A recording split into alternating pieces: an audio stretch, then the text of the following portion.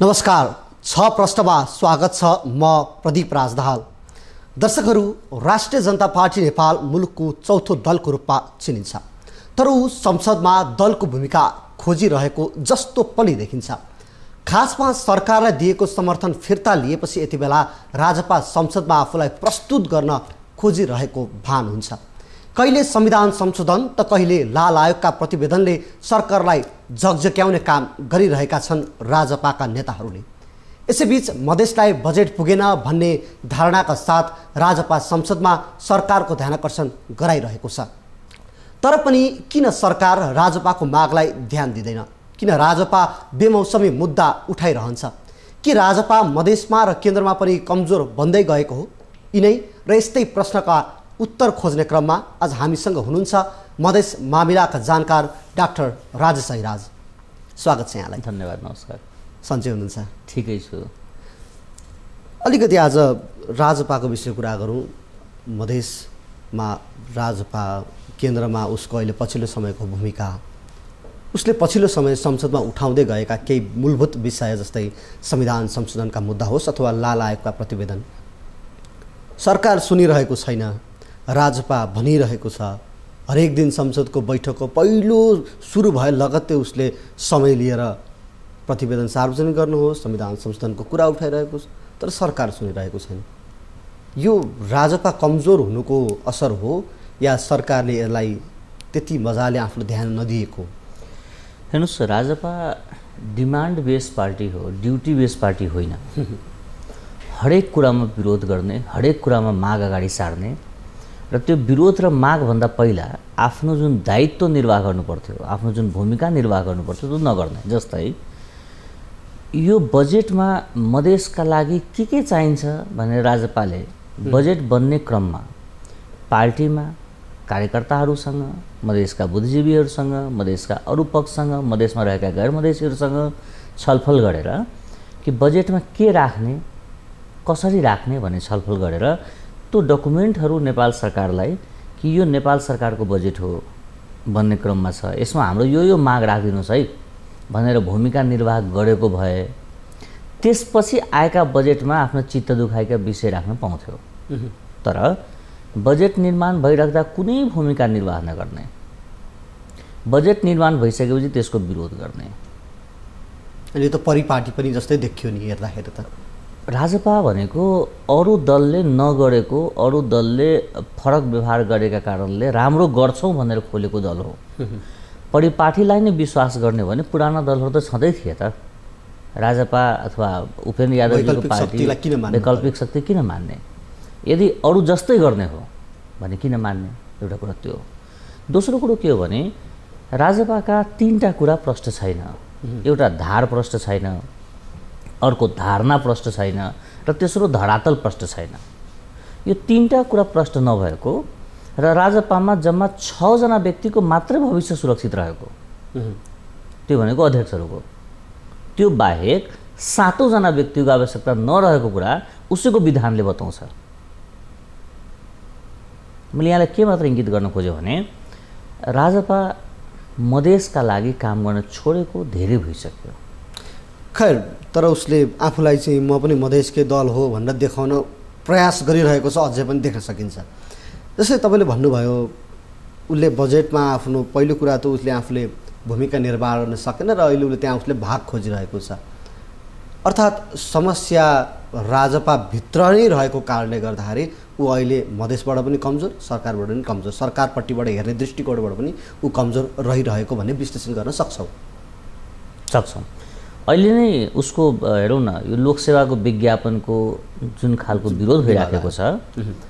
हेर्नुहोस्, त्यो संसदीय सुनवाई समिति हुन्छ एउटा संसदभित्र, त्यहाँ राजकिशोर यादव आफै छ, राजेन्द्र महतो आफै छ त्यो संसदीय सुनवाई समितिमा। त्यो संसदीय सुनवाई समितिबाट पारित भएर निस्किने विज्ञापन हो यो विज्ञापन चाहिँ बाहिर आउँदाखेरि प्रेस विज्ञप्ति निकालेर विरोध गर्ने, संसदीय सुनवाई समितिमा आफै पदासीन भएर बसिराख्ने, यो दोहोरो, जहिले पनि झुक्क्याउने, जहिले पनि ठग्ने, जहिले पनि मान्छेलाई कन्फ्युज गरिदिने, जहिले पनि मान्छेलाई चाहिँ आफू सुविधामा र अरूलाई दुविधामा राखिराख्ने, यो खालको प्रवृत्तिलाई राजपाले राजनीति भन्छ। यो राजनीति होइन, यो जालझेल हो। र जालझेलको राजनीति अब धेरै दिन चल्दैन। नेपालमा राजनीति भन्ने कुरा नेताले मात्रै बुझ्छ, पत्रकारले बुझ्दैन, जनताले बुझ्दैन, कर्मचारीले बुझ्दैन, व्यापारीले बुझ्दैन भन्ने जुन सोच नेताहरूमा छ, त्यही सोच यिनीहरूको अन्तको कारण हुन्छ। ठिक छ, यो राजपाको देखिएको कमजोरी भयो, तर राजपाले उठाएको तपाईँले भन्नुभयो धारणा, धार र धरातल, मुख्यतः राजपाको पछिल्लो समय खस्किँदै गएको अवस्था मुख्य यिनै नै हुन्। अझ भन्दा पार्टीभित्रको 6 जना जतिजना अध्यक्षहरू छन् उनीहरूबिच देखिएको विवाद नै हो, को नेतृत्वमा पुग्ने अथवा को आफूलाई ठुलो देखाउने भन्ने नै हो। तर संविधान संशोधनको मुद्दा यिनीहरूले उठाइरहेका छन्, लालाएको प्रतिवेदन सरकारले सार्वजनिक गर्न खोज्दा पनि सकिरहेको छैन। यसले एउटा त सरकारलाई पनि कमजोर देखाउँदैछ कि मागिरहेका छन्, जो पनि चौथो दल हो होइन र, चौथो दल हो, उसले केही उठाइरहेको छ तर पनि सरकारले पुरा गरिरहेको छैन। यसमा चाहिँ दोषी एउटा राजपाको नि आफ्नो होला, तपाईँको धारणामा चाहिँ के हो? राजपाले आफ्नै समिति गठन गरेर त्यो घटनामा के भएको थियो भनेर अध्ययन अनुसन्धान गरेर सार्वजनिक गर्न सक्ने ल्याकत राख्छ कि राख्दैन? दोस्रो कुरो कि संविधान संशोधनको तपाईँले उठाउनु भयो, संविधान संशोधन भनेका यिनका लागि एउटा जुम्ला जस्तो मात्रै हो। जुम्लेसन मतलब जोक जस्तो, एउटा रमाइलो जस्तो, एउटा बेलानको बेला चलाइराख्ने जस्तो, यो पशुपतिमा गएपछि घन्टी बजाउनै पर्ने एउटा कन्सेप्ट जस्तो हो। संसदमा छिरेपछि संशोधनको उठाइदिए केही कुराहरू जस्तै सरकारमा छौन्जेल मधेसमा विभेद नदेख्ने, सरकारबाट बाहिर निस्किने बित्तिकै मधेसमा विभेद मात्रै हेर्ने, बेलानको बेला संविधान संशोधनका कुरा उठाउँछ। तपाईँ सम्झिनुहोस् कि राजपाले नेपालको संविधानमा संशोधन गरिनुपर्ने कुराहरू के हुन् भनेर कहिले नागरिक समाजसँग छलफल गरेको छैन। पार्टीभित्र पनि त्यो बहसको विषय बनाएको छैन। राजपाले भन्न सक्नु पर्थ्यो कि नेपालको संविधानले मधेसलाई कुन ठाउँमा विभेद गर्यो र हिमालमा रहेका पहाडी समुदाय मध्येका बाहुनलाई कुन ठाउँमा यो संविधानले उच्च स्थान दियो। राजपाले भन्न सक्नु पर्थ्यो कि संविधानको कुन धाराले मधेसलाई मात्रै छुन्छ र पहाड र हिमाललाई त्यसले उच्च स्थान दिएको छ। त्यो धाराहरू, त्यसका भावनाहरू र त्यसका प्रयोगहरूको बारेमा उसले प्रस्ताउन सक्नु पर्थ्यो। तर समग्रमा संविधान ठिक छैन, संशोधन गरौँ भन्ने, समग्रमा यो संविधान हामी मान्दैनौँ भन्ने, समग्रमा मलाई नेपाली भाषै ठिक लाग्दैन भन्ने, समग्रमा मलाई यो देशै ठिक लाग्दैन भन्ने यस्ता शब्दहरू प्रयोग गरेर जनताको मनमा राज्यप्रति, संरचनाप्रति, देशप्रति, पहाडी समुदायका नागरिकप्रति जुन घृणा फैलाउने काम गरियो, जातीय द्वेष फैलाउने काम गरियो र गरिँदै पनि छ। सायद त्यसरी गलत हो, यो गलत हो। यसले गर्दा के भयो भने राजपाको हैसियत बढ्यो, औकात घटेर आयो। जोड्न खोजेको यसैमा जस्तै जातीय विभेदको उसले कुरा गरिरहन्छ कि अल्पसङ्ख्यक नागरिकहरू हेपिए, बाहुनवाद सोचले बडा हेपिए भन्ने उनीहरूको जुन धारणा छ, त्यो धारणाको विषय त नागरिक स्तरबाट पनि यो खालको मुद्दा त उठेर आउनुपर्ने थियो होला नि त। यदि त्यही नै हो, यदि त्यही हो भने, अथवा राजपाले पनि यो खालका विषयलाई चाहिँ तपाईँले भने जस्तै नागरिक स्तरमा गएर यसलाई चाहिँ कतिको चाहिँ छलफलको विषय बनाए त। त्यसको कारणले गर्दाखेरि पनि सरकार यो विषयलाई चाहिँ त्यति ध्यान नदिएकै हो। हामी हेर्दैछौँ कि नेपालमा मधेसीसँग विभेद भयो भनेर चर्को नारा उठाएर 400 भन्दा बढी मधेसीलाई बलि प्रदान गर्न बाध्य गर्ने यो राजपाले जब प्रदेश नम्बर 2 मा सरकार बनायो, त्यो सरकारमा महिलासँग विभेद गर्यो कि गरेन, दलितसँग विभेद गर्यो कि गरेन, त्यही प्रदेश नम्बर 2 मा यतिकै अर्थात् 37-38% सङ्ख्यामा रहेका पहाडी समुदायका मान्छेहरू हो, उनलाई मन्त्री परिषदमा ल्यायो कि ल्याएन, उनलाई संरचनाहरूमा राख्यो कि राखेन। एउटा विभेदको अन्त्य भनेको अर्को विभेदको सुरुवात होइन। अर्को कुरा उनीहरूलाई ठाउँ पनि थियो, समय पनि थियो आफूलाई सच्याउने। यदि राजपा विभेदका विरुद्धमा इमान्दार दल थिए भने प्रदेश नम्बर 2 को सरकार बनाउँदा विभेद मुक्त सरकार बनाउनु पर्थ्यो। महिलालाई, दलितलाई, जनजातिलाई त्यहाँ रहेका गैर मधेसी समुदायका मान्छेलाई उदाहरणीय रूपमा ठाउँ दिएर यो सरकारलाई भन्न सक्नुपर्थ्यो। तर राजपा कस्तो भइदियो भने न भाले न पोथी जस्तो भइदियो। केन्द्रमा समर्थन फिर्ता लियो, प्रदेशमा सरकारमा भइराख्यो। यसले त उनीहरू आफूलाई पनि के देखायो भन्दाखेरि उनीहरू सत्तामा कति लिप्त रहेछन् भन्ने कुरा पनि पुष्टि गर्यो। सत्ताको लिप्सा धेरैमा छ। यिनीहरू तह एउटा आधारभूत तह जुन न्यूनतम नैतिकताका आधार हुन्छ त्यो पनि गुमाउँदै गएको छ। र मलाई लाग्छ कि यदि यही ताल भयो भने राजपा आफ्नो कार्यशैलीमा, आफ्नो सोचमा, परिणाममा सुधार ल्याउन सकेन भने चाँडै त्यो निर्वाचन आयोगमा सीमित हुन्छ। त्यसको केही दिनपछि नेपालको राजनीतिक इतिहासमा सीमित हुन्छ। स्पष्ट देखिन्छ कि गौर घटनामा माओवादी ठिक होइन भनेर 50औं जना मधेसका मान्छेलाई मार्ने दलको नेतृत्व गर्ने उपेन्द्र यादव र मर्ने त्यो नेपालीहरू आबद्ध रहेको दलको नेतृत्व गर्ने बाबुराम भट्टराई, मर्ने र मार्ने दुवैजना एउटै मञ्चमा आइपुगे। यो संविधान जारी गर्ने अहम भूमिका खेल्ने बाबुराम भट्टराई र यो संविधान मधेस विरोधी हो, ठिक होइन भनेर कालो दिवस मनाउने उपेन्द्र यादव। यो सरकार देशको पक्षमा छैन भन्ने डाक्टर बाबुराम भट्टराई र यो सरकारमै उप प्रधानमन्त्री भनेर पदासीन भइराख्ने उपेन्द्र यादव।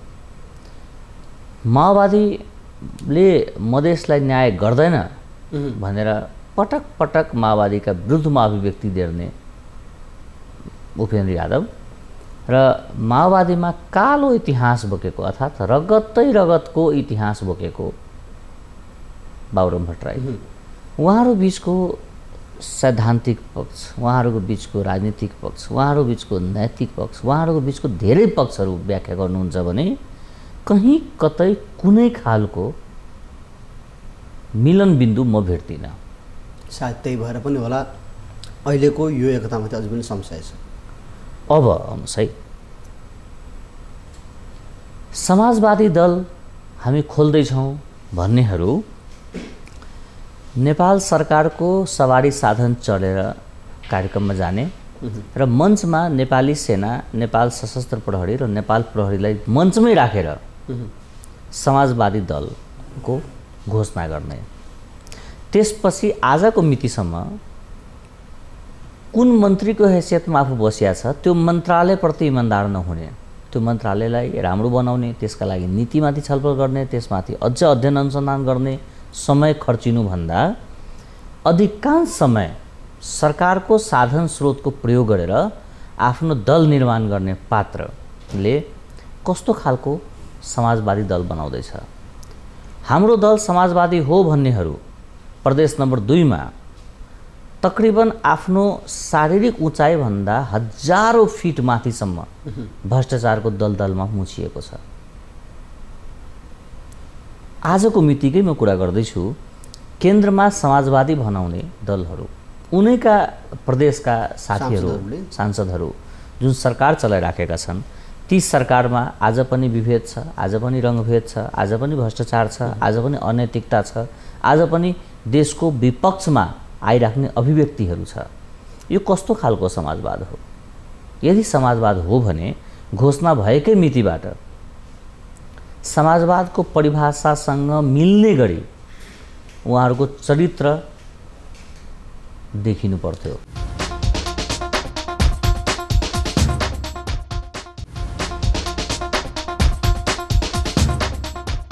अधिकांश राजनीतिक दलहरूका नेताहरू अझ आफू अनुकूलको मन्त्रालयमा गएर होस् अथवा आफू अनुकूल आफ्नो पार्टीको लागि मात्र केन्द्रित हुने प्रवृत्ति अहिलेको होइन, पहिलेदेखि पनि छ। अझ राजपाको कुरा गर्दाखेरि त राजपाका सांसदहरू मन्त्री बन्दाखेरि योभन्दा अगाडिको 9 महिनाकै सरकारमा पनि हुकिन्दा होस्, उहाँहरूबाट भएका काम के कति थिए भन्ने कुरा जनताले पनि देखेकै छन्। त्यसको विश्लेषण गर्नुपर्ने थप औचित्य पनि देखिँदैन। तर पनि अहिले हामीले कुरा गर्दै गर्दाखेरि चाहिँ यिनै र यस्तै समस्याका कारण अब राजपाको भविष्य सुन्दर देखिँदैन। कुनै पनि राजनीतिक दलको अथवा भनौँ अझ मधेससँग जोडिएका राजनीतिक दलको? म त समाजवादी दलको भविष्य पनि राम्रो देखिराखेको छैन। किनभने धनी हुनु र सम्मानित हुनु फरक फरक कुरा हो। वैधानिकता प्राप्त गर्नु र सामाजिक स्वीकृति प्राप्त गर्नु फरक फरक कुरा हो।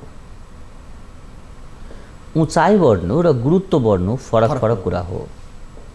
उहाँहरूले पदीय रूपबाट जति पटक उचाइ बढाए पनि त्यसका परिणाम जनता समक्ष आइपुगेन।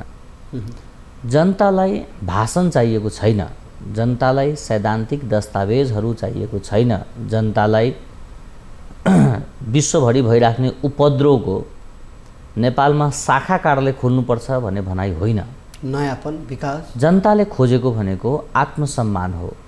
एउटा नेपाली नेपाली भएर शिर ठाडो गरेर आफ्नो गरिमापूर्ण रूपबाट नेपालमा बस्न र बाँच्न पाओस्, जनताले त्यो खोजेको हो।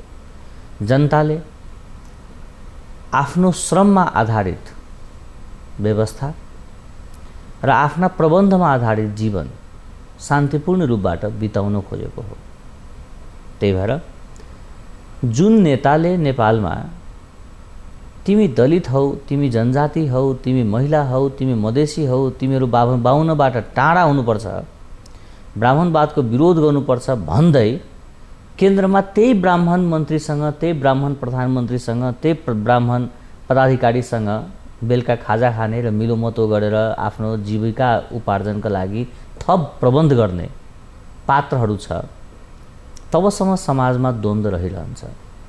तपाईँ हाम्रो संविधानमै हेर्नुहोस्, मेरो आफ्नो बुझाइ के छ भने विश्वका कुनै पनि संविधानले आफ्नो मुलुकप्रति द्वन्द्वको दृष्टिकोणबाट काम लाग्ने शब्दहरू राख्नु हुँदैन। नेपालको संविधानले पनि यो कुराबाट जोगिनु पर्थ्यो, जुन जोगिन दिएन। संविधानका नजरमा, संविधानका आँखामा भूगोलको रूपमा नेपाल र नागरिकको रूपमा नेपाली मात्रै हुनु पर्थ्यो। एउटा देशको संविधानले यो मुलुकमा नेपाली बाहेक पनि मान्छे बस्छ, नेपालकै नागरिकता बोकेको तर विभिन्न क्लस्टर छ भन्ने स्वीकार्नु हुँदैन। संविधानले यहाँ रहेका जातीय, धार्मिक, क्षेत्रीय सबै पक्षलाई नेपाली भनेरै सम्बोधन गर्नुपर्थ्यो, तर गरिएन। आउँदैछु गरिएन। त्यो संविधानले आफैले मधेसी छ, दलित छ, जनजाति छ, महिला छ, खस छ, यति धेरै क्लस्टर स्वीकार गर्यो कि जुन क्लस्टरका कारणले आज पनि विदेशीहरूले लगानी गर्ने र बुद्धिजीवीहरूले गुलामी गर्ने काम गरिराखेको छ। त्यही भएर संविधान जस्तो दस्तावेजहरू, सरकारका राष्ट्रिय दस्तावेजहरू, प्रधानमन्त्री वा नेपाल सरकारका दस्तावेजहरूमा पछाडि पारिएका पक्षको बारेमा सबलीकरणतर्फ ध्यान दिनु जायज हो, तर उनका नामै सम्बोधन हुने गरी र नेपालमा नेपाली नभेटिने गरी जुन वातावरण बन्दैछ, यसले देशलाई द्वन्द्वतर्फ लान्छ, यसले दूरीतर्फ लान्छ। हामी समयको अलि अन्तिमतिर छौँ। जस्तै मैले सोध्न खोजेको, यो पछिल्लो समय चाहिँ मधेसकै नेताहरू पनि नेपाल, सिङ्गो नेपाल भन्दा नि उहाँहरू मधेस, उसलाई चाहिँ छुट्टै एउटा देशको रूपमा परिभाषित गर्दै, जस्तै राजकिशोर यादवले केही दिन अगाडि सामसिन्दामा पनि लेख्नु भएको थियो, त्यसको आलोचना पनि भएको थियो। अर्थात् उहाँहरूको मानसिकता नै यो सम्पूर्ण नेपाल र नेपालीको भन्दा पनि मधेस भनेको चाहिँ एउटा फरक हो, यसको लागि चाहिँ छुट्टै तरिकाको सोच, मानसिकता बन्नुपर्छ, संविधानका मूलधारा, धर्म पनि त्यही अनुसारको बनाउनुपर्छ भन्ने पनि छ। यसले चाहिँ नागरिक स्तर, राजनीतिक दल र एउटा हामीले पनि एउटा हेर्ने दृष्टिकोणमा ठुलो अन्तर पनि छ नि। त्यो स्वाभाविक हो, किनभने उहाँहरूले राजनीति गर्नुहुन्न। तपाईँलाई स्मरण गराउँ कि राजकिशोर मधेसी दलको प्रतिनिधित्व गर्दै सञ्चार मन्त्री भएका थिए र उनको पुरै कार्यकालमा 1 सेकेन्डको कार्यक्रम नेपाल टेलिभिजनमा चलेन, एउटा बिट राजसभामा खुलेन, एउटा पाना मधेसका इस्युमा गोरखापत्रमा छापिएन। उनको टोटल कार्यकालमा जनशक्तिको रूपमा, संरचनाको रूपमा, मुद्दाको रूपमा, प्रस्तुतिको रूपमा र परिणामको रूपमा मधेसको पक्षमा केही पनि भएन। र त्यो पात्रले आज संविधानमा यो हुनुपर्छ, संविधानमा त्यो हुनुपर्छ भन्दै फलाक्दै हिँडेछ। यसको अर्थ चाहिँ, यसको अर्थ के हो भने आफू ठाउँमा हुँदा केही नगर्ने, मुद्रामा ध्यान दिने, बाहिर हुँदा मुद्दामा ध्यान दिने, यो चरित्र नेपालका नेताहरूमा छ। र जो जो नेतासँग यो चरित्र रहन्छ कि पदमा हुँदा मुद्रामा र पदभन्दा बाहिर हुँदा मुद्दामा ध्यान दिने चरित्र रहिरहन्छ, त्यस्ता नेताहरू समग्रमा द्वन्द्व उद्यमी हो। र यस्ता द्वन्द्व उद्यमीहरू बिस्तारै बिस्तारै नेपाली समाजको आँखाबाट खुइलिँदै जान्छ। र जब समाजकै आँखामा खुइलिन्छ त्यसपछि सरकारले त्यसलाई महत्त्व दिन छोड्छ, जुन आजको मितिमा राजपाको स्थिति नेपाल सरकारको नजरमा छ। एउटा पार्टीले प्रधानमन्त्रीसँग टाइम माग्दा प्रधानमन्त्रीले पछि दिन्छु, बिस्तारै दिन्छु, हेरेर दिन्छु भन्नु भनेको कुन तहको गुरुत्व यिनीहरूसँग रहेछ, कुन तहको गरिमा यिनले जोगाइराखेको छ। मेरो बुझाइ के हो भने राजपाका यिनै नेताका कारण मधेसको अधिकारको आन्दोलन वर्षौँ पछाडि गइसकेको छ। हस् त, समय र संवादका लागि यहाँलाई धेरै धेरै धन्यवाद। नमस्कार। दर्शकवृन्द, उहाँ हुनुहुन्थ्यो मधेस मामिलाका जानकार डाक्टर राजेश अहिराज। उहाँसँगको संवाद आजलाई यति नै। हामी पुनः फरक विषयमा उपस्थित हुने नै छौँ। हामी निरन्तर न्युजमा छौँ। नमस्ते।